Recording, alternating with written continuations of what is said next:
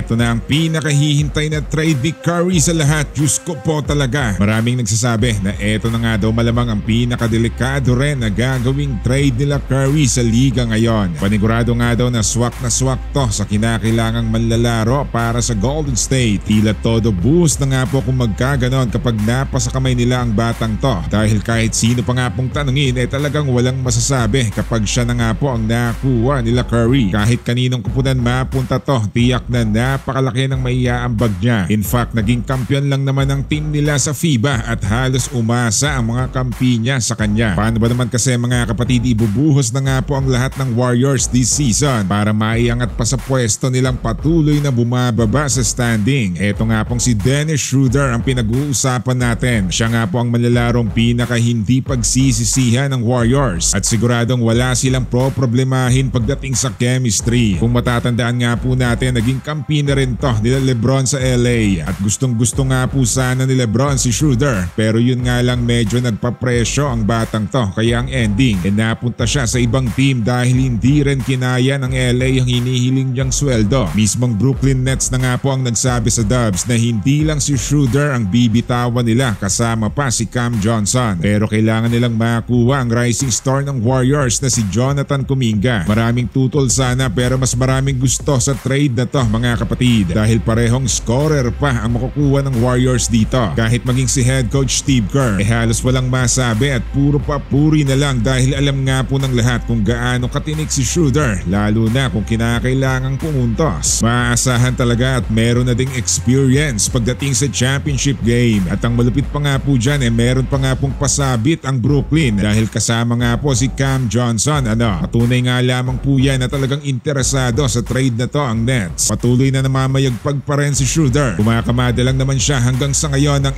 18.4 points, 6.6 assists at 3 rebounds sa kada laban. Samahan mo pa ng 45.2% sa shooting. Halos kalahati ang shooting percentage nito. Kaya kahit si Curry walang masabi sa mamang to dahil halimaw talaga ang laruan niya. Samantala paktay si Lolo at Bronny, lipat na. Naku po, malamang na malulungkot ang lahat dito mga kapatid dahil mismong si LeBron James at pati si Bronny na yata ang bibitawan ng Lakers. Maraming natulala at hindi makapaniwala na eto ang maririnig na balita, lalo na ang mga solid fans ng LA. Nung una nga po etong si AD ang mawawala ng dahil din kay LeBron. Pero ngayon handa na rin ang purple and gold para kay LeBron, kasama pa ang anak niyang si Bronny. Biruin mo ba naman mga kapatid na package ang mag-ama sa trade kapag nga daw merong nag-offer sa Lakers. Gagawin nila to at ililipat si LeBron kung saang team man niyang gustong mapunta. At syempre kasama nga po si Bronny sa magiging trade na yan. Malamang para rin maibalik ng purple and gold ang sangkatutak na